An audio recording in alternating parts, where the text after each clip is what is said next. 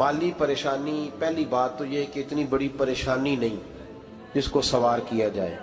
आयत पढ़ूंगा कुरान पाक की और मेरा ख्याल है कि बहुत सारी परेशानियां तो कुरान मजीद के लफ्ज़ों से दूर हो जाएंगी। सूरह हूद है, उसकी आयत नंबर 6 है, 12वें सिपारे की पहली आयत है। क्या अंदाज है और मेरे रब का कितना मन मोह लेने वाला और दिल को छू लेने वाला अंदाज है। रब करीम ने फरमाया वमा मिन दाब्बतिन फिल अर्द, फरमाया नहीं ज़मीन पर कोई भी ऐसा चलने वाला, ज़मीन पर कोई ऐसा नहीं जो चलता हो, इल्ला अलल्लाहि रिज़्कुहा, जिसका रिस्क अल्लाह ने अपने ज़िम्मे न लिया हो। ज़मीन पे कोई चलने वाला ऐसा नहीं जिसके रिस्क की जिम्मेदारी रब करीम की ना हो। ये जिम्मेदारी रिस्क किसकी है? बोल के बताएं, बोल के किसकी जिम्मेदारी है जी? अल्लाह। देखें गौर फरमाएं, यहाँ मुफस्सिरीन ने एक बात लिखी है इस आयत के तहत कि फरमाया जो ज़मीन पे चलने वाला है उसका रिस्क अल्लाह के ज़िम्मे है। फरमाते हैं कि ये अल्लाह ने हमारी अकल के मुताबिक हमसे बात की, वरना आसमानों में जितनी मखलूक है रिस्क उसका भी अल्लाह के ज़िम्मे ही है।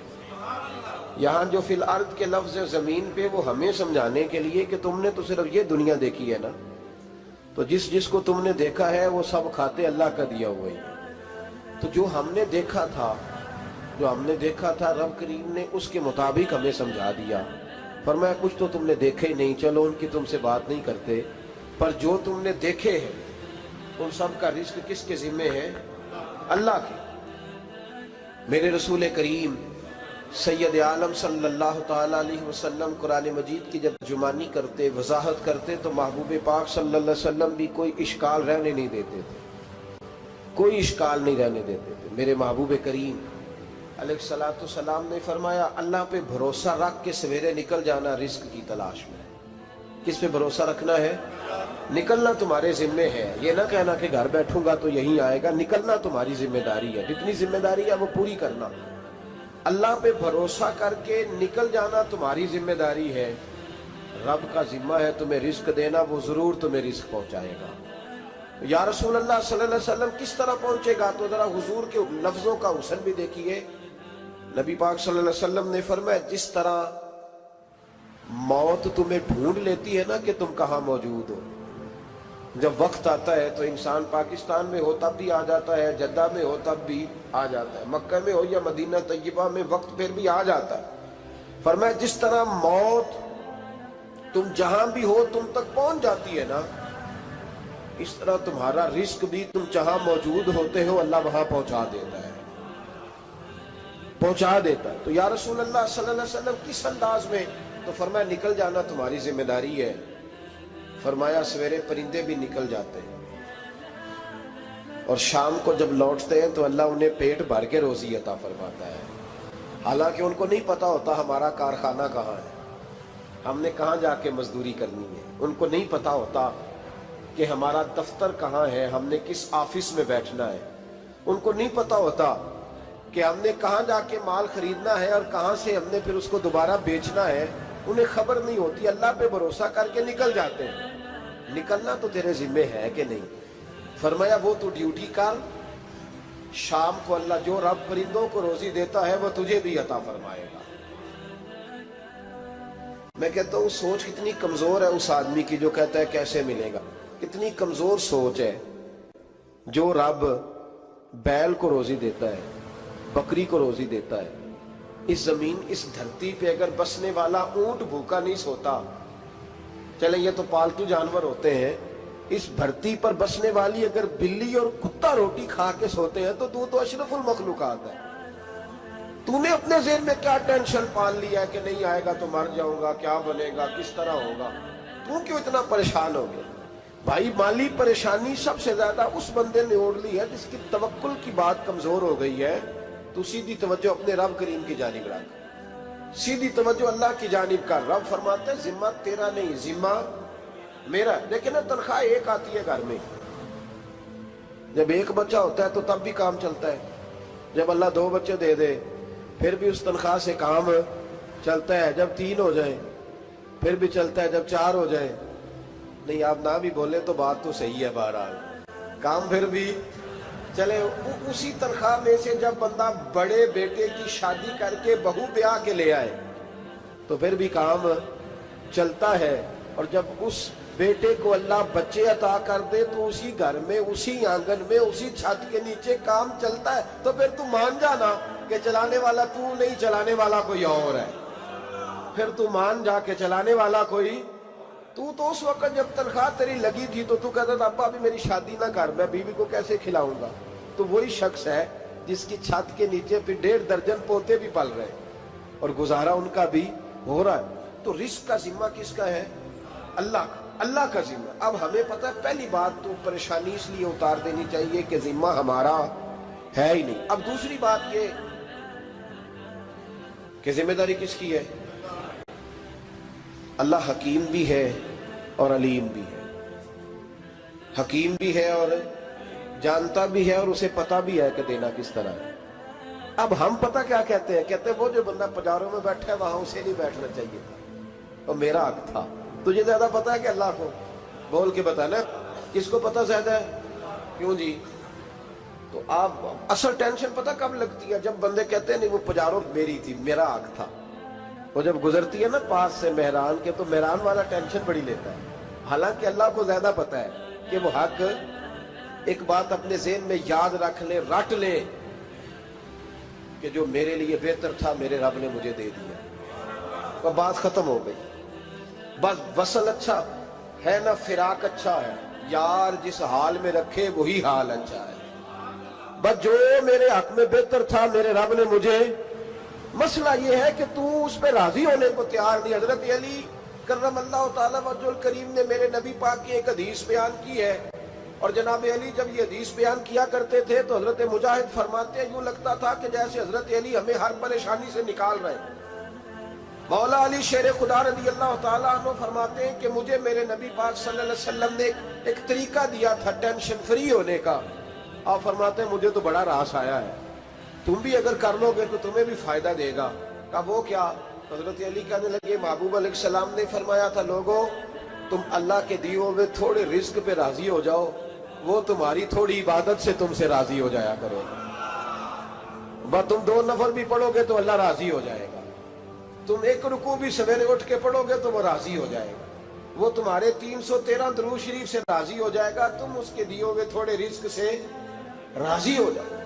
ٹینشن اس لیے ہوتی ہے کہ ہم راضی نہیں جو اس نے ہمیں دیا ہے۔ وہ حال میں مزید کی جو دوڑ ہے نا، حال میں مزید کی، بے قدرہ کچھ قدر نہ جاتی، کیتی خوب تسلی ہو، دنیا دار پجاری زردے، کتیاں دے گل ٹلی ہو، بک بک روشن اکھیاں تکیو ویک حویلی کلی ہو، تے کوچ نصیر اساں جد کیتی پہ جانی تھر تھلی ہو۔ تو یاد رکھیں یہ جو ہے نا مصیبت کے مال آ کیوں نہیں رہا، وہ سامنے والا پلاٹ میرے گھر کے سامنے ہے گھر کے سامنے، پر رجسٹری میرے نام کیوں نہیں؟ یہ مصیبت سانس نہیں لینے دیتی۔ موٹر سائیکل کھڑی کرتا ہے نا جب آ کے دکان سے روٹی کھانے آتا ہے، دفتر سے گھر آتا ہے، کاروبار سے آتا ہے، تو جہاں موٹر سائیکل کھڑی کرتا ہے وہ ٹینشن بڑی ہے کہ کبھی میری ہو جائے نا یہ والی جگہ تو میں یہاں بھی بورڈ لگاؤں اپنے نام۔ اس نے مالی پریشانی پیدا کی۔ تو جس حال میں ہے، کیونکہ تو نے اپنا یہ حال خود نہیں بنایا، جس نے بنایا ہے وہ بڑا بہتر جانتا تھا کہ تو اسی حال میں اسے اچھا لگتا ہے۔ تو اسے اسی حال میں، ایک بزرگ تھے تو ان کی طبیعت بڑی علیل ہوگی، بیمار ہو گئے تو اللہ نے آزمائش دی تو کیڑے پڑ گئے وجود میں۔ ایک کیڑا یہاں سے کھا رہا تھا، اللہ والے بڑے راضی رہتے ہیں اس کی رضا پہ، تو کیڑا یہاں کھا رہا تھا تو نیچے گر گیا، تو بابا جی نے اٹھا کے پھر وہاں رکھ لیا، کہنے لگے جب اس نے تیری ڈیوٹی مجھے کھانے کی لگائی ہے تو میں اس بات پہ راضی ہوں تو نیچے کیوں گرتا ہے؟ بس ٹھیک ہے کھا، جب اس نے تجھے ڈیوٹی جو تیری لگائی۔ سالبہ بن عبد الرحمن ایک صحابی تھے، سالبہ غالباً نبی پاک صلی اللہ علیہ وسلم کی خدمت میں آئے، کہنے لگے یا رسول اللہ صلی اللہ علیہ وسلم غربت بڑی ہے، میرے لیے دعا کریں اللہ زیادہ مال دے۔ تو محبوب صلی اللہ علیہ وسلم نے فرمایا تو جس حال میں اچھا ہے وہ تیرے لیے بہتر ہے، اس میں تو ہے وہی حال تیرے لیے۔ مشکل ہے نا یہ جواب سننا۔ کہتے پیر صاحب فلان جگہ سے تویز آیا، وہاں تو وارے نے آرے ہو گئے، تو آپ کے ہاں؟ تو میں کہتا ہوں یہ تویز دینے والا اگر تویز دے کے امیر بناتا ہے تو پہلے خود کیوں نہیں بنتا؟ یہ خود تو 150 کا تویز بیچ رہا ہے، اپنی بیچارے کی حالت یہ ہے. اگر اتنا ہی تویز اس کا چلتا ہوتا تو پہلے 5 ٹیوب پجارو اس کے دروازے پہ کھڑی ہوتی. عجیب چکر ہے اور عجیب جگہ لوگ الجھ گئے، سمجھتے ہی نہیں بات کو. یا رسول اللہ صلی اللہ علیہ وسلم دعا کر دے تو محبوب نے کیا فرمایا؟ فرمایا تو جس حال میں ہے نا وہ حال تیرے لیے بہتر ہے، اسی میں رہ. کہ نہیں حضور دعا کرے. فرمایا سال بعد تو باز آ جا. حضور دعا کرے. فرمایا تو باز آ جا. 2-3 دفعہ کا ضد کی. محبوب نے فرمایا جا پھر اللہ تجھے زیادہ پیسے دے گا. چند بکریاں خریدی، اتنی برکت ہوئی کہ بکریوں کے ریوڑ بن گئے. پھر کچھ بکریاں بیچ کے گائے خرید لی، ان کے بھی ریوڑ ہو گئے. پھر کچھ اونٹنیاں لے لی، ریوڑ ہی ریوڑ. پہلے 5 وقت مسجد میں آتے تھے، اب فجر اور عشاء رہ گئی.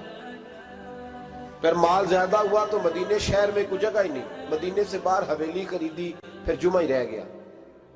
جمعے کے جمعے آتے زکوٰۃ کا حکم آیا. میرے نبی کریم علیہ السلام نے حضرت ابو ہریرہ کو بھیجا. فرمایا جا اسے کہہ تیری زکوٰۃ بنتی ہے 2.5%. 10 کروڑ روپیہ ہو تو کتنی زکوٰۃ بنتی؟ بھئی 1 کروڑ کی 2.5 لاکھ ہوئی نا، تو 10 کروڑ کی کتنی ہوئی؟ تو بڑی مصیبت ہے جب بینک سے میسج آتا ہے نا کہ 25 لاکھ نکل گیا تیرے اکاؤنٹ سے. بہت بڑی مصیبت، بڑی ٹینشن ہوتی ہے. ایک صاحب میرے پاس آئے، ان کی زمین اچانک مہنگی ہو گئی.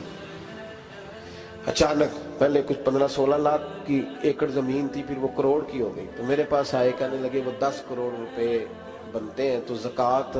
تو میں نے کہا آپ نے کیا کیا؟ ذری زمین پہ عشر آتا ہے، اس پہ زکوٰۃ نہیں آتی، تو آپ نے کیا کیا؟ کہنے لگے وہ کچھ سوسائٹی کے رول کے مطابق میں نے فائلیں وغیرہ لے لی ہیں، اب میں نا کبھی موقع آئے گا تو ان کو بیچوں گا. تو میں نے کہا اب تو آپ کا یہ مال ہو گیا بزنس کا، تو اب تو اس پہ زکوٰۃ آئے گی. 10 کروڑ پہ جب 25 لاکھ سنا تو کہنے لگے فوراً دینی پڑتی ہے کہ تھوڑی تھوڑی سے بھی کام چل جاتا ہے. تو میں ان کا چہرہ دیکھنے لگا. میں نے کہا نہیں وہ تو آپ کو پتہ ہے.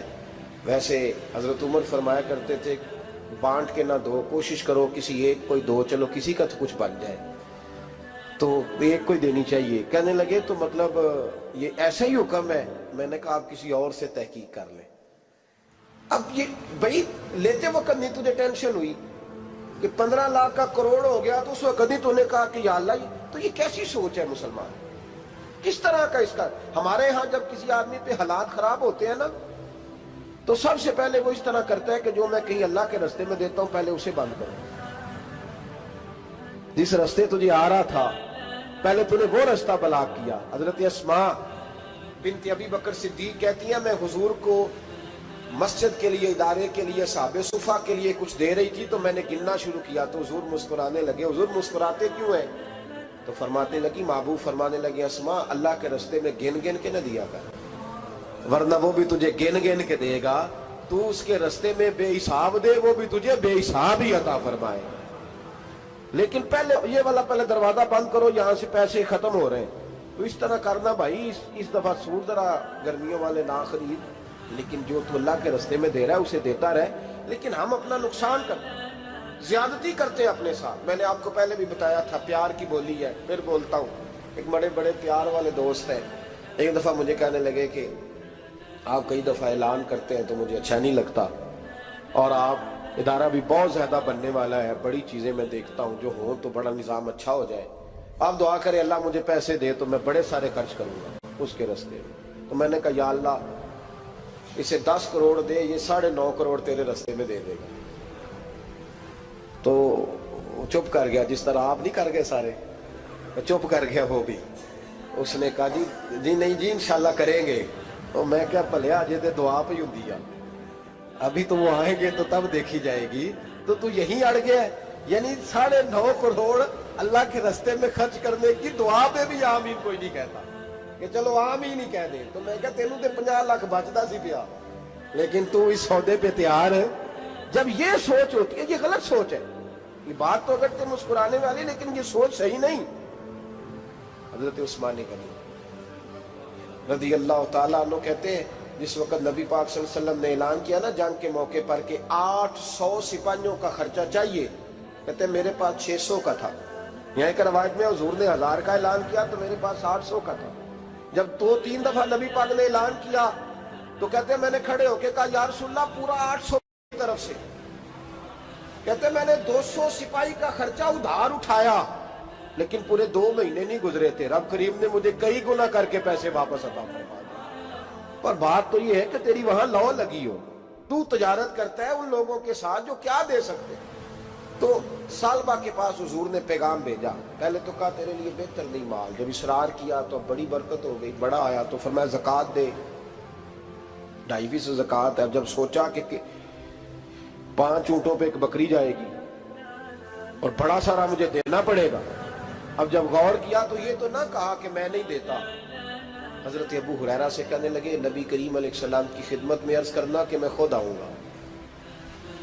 حضرت ابو ہریرہ نے آ کے عرض کی یا رسول اللہ صلی اللہ تعالی علیہ وسلم، حضور وہ کہتے تھے میں خود آؤں گا، تو کہتے ہیں محبوب نے ٹھنڈی سانس لی، فرمایا اسے کہا تھا کہ تیرے لیے مال بہتر نہیں، اب ہلاک ہو گیا، ہائے افسوس ہلاک ہو گیا۔ ان کو بھی تھوڑی دیر کے بعد احساس ہوا کہ یہ میں نے کیا کیا، نبی پاک کوئی کہہ دیا نہیں ہے، حضور کو کہہ دیا بعد میں آؤں گا۔ اب دوڑے آئے، عرض کی حضور میں سارا کچھ لے کے آئے ہوں، قبول کر لیں۔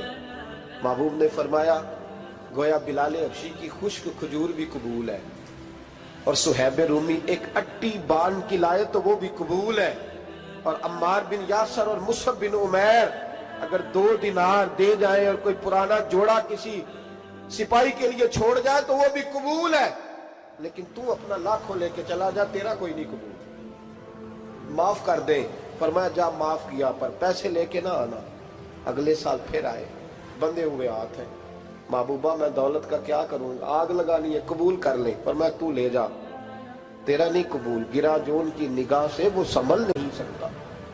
حضور نے وصال ظاہری کیا تو جناب صدیق اکبر کے پاس آئے، لاکھوں کا مال، ابو بکر قبول کر لو، تو جناب صدیق اکبر کہنے لگے اس کا کر لو جس کا نبی نے نہیں کیا، چل جا کوئی نہیں چاہیے۔ حضرت عمر کے زمانے میں قحط پڑ گیا، بارشیں نہیں ہوتی، غلہ نہیں ملتا، حالات خراب ہے، مالی طور پہ بحران آ گیا، غربتیں، مجبوریاں، تکلیفیں، آ کے روئے، عمر میرا قبول کر لو، مجھے معافی تو مل گئی تھی نا۔ فرمایا معافی اپنی جگہ پہ، پر جس کا مصطفیٰ نے قبول نہیں کیا۔ بہت سارے لوگوں کو پتہ ہی نہیں کہ ان کا قبول ہی نہیں ہوا، اور وہ الجھے ہوئے، انہیں خبر ہی نہیں کہ اصل بات کیا ہے۔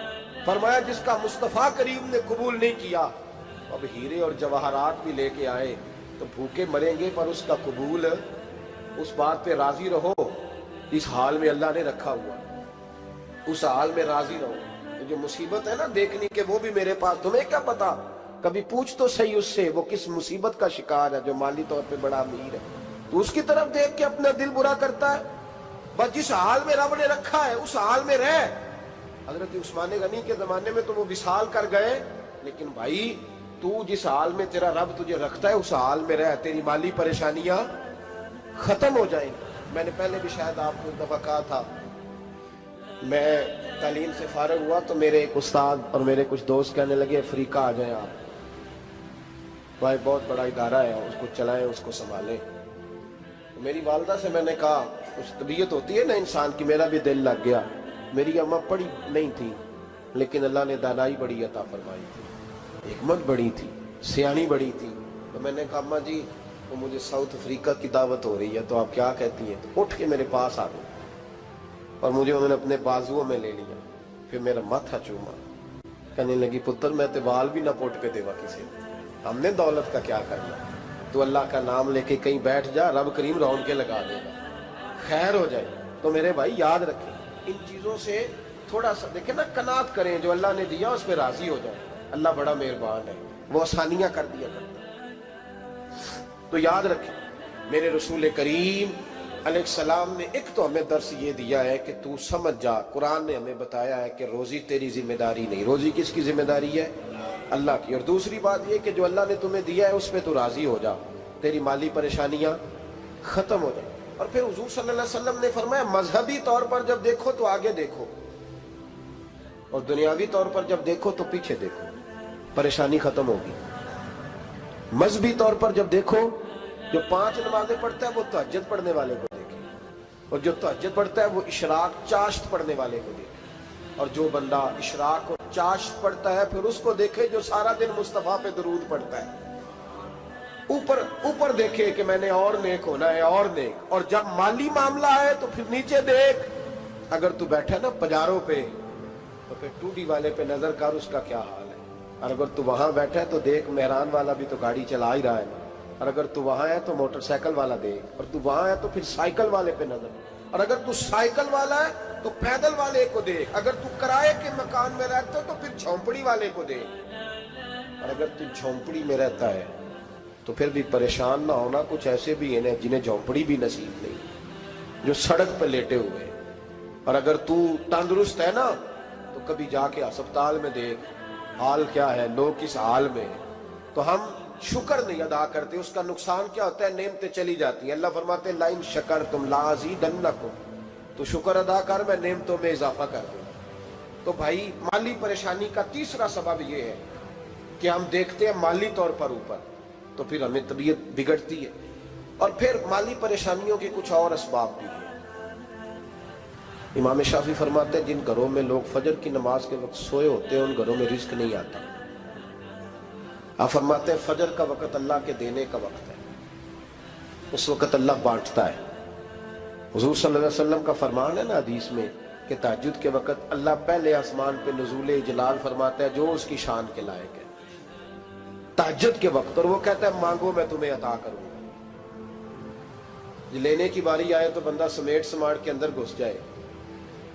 ہمارے ہاں یہ ہوتا ہے کہ عشاء کے بعد بچے بیٹھتے ہیں موبائل لے کے، تہجد کا وقت آتا ہے تو ان کی آنکھیں بند ہونی شروع ہوتی، تو لینے کے وقت تو سویا تھا، ذرا مسئلہ کیسے حل ہوگا؟ بھائی جب کوئی آدمی خیرات بانٹ رہا ہو تو جو پیالہ پیچھے کر لے اسے ملے گا؟ کہتے اس وقت آنا جب میں بانٹ رہا تھا، اب تو کدھر آ گیا ہے؟ مثال دے رہا ہوں۔ تو فجر کا وقت مانگنے کا ہے، تو ساری رات تو گزر گئی گیمیں کھیلتے، ٹی وی دیکھتے، اور جو لینے کا وقت تھا تو سو گیا، تو کیسے آئے گا تیرے پاس؟ تو اٹھے سویرے، بندوں سے مانگ کے دیکھ لیا، بڑی عزتیں خراب ہوئی، فجر کا وقت اٹھ کے جھولی پھیلائے۔ میرے رسول پاک علیہ السلام فرماتے ہیں، رب فرماتے ہیں جب بندے میرے آگے جھولی پھیلاتے ہیں مجھے شرم آتی ہے، کیسے خالی واپس کر دوں؟ ایک میں ہی نہیں ان پہ قربان زمانہ ہے، ایک میں ہی نہیں ان پہ قربان زمانہ ہے، ایک میں ہی نہیں ان پہ قربان زمانہ ہے، ایک میں ہی نہیں ان پہ قربان زمانہ ہے، جو رب دو عالم کا محبوب یگانہ ہے، جو رب دو عالم کا محبوب یگانہ ہے، کل پل سے ہمیں جس نے خود پار لگانا ہے، کل پل سے ہمیں جس نے خود پار لگانا ہے، زغرا کا وہ بابا ہے، حسنین کا نانا ہے، ایک میں ہی نہیں ان پہ قربان زمانہ ہے، عزت سے نہ مر جائے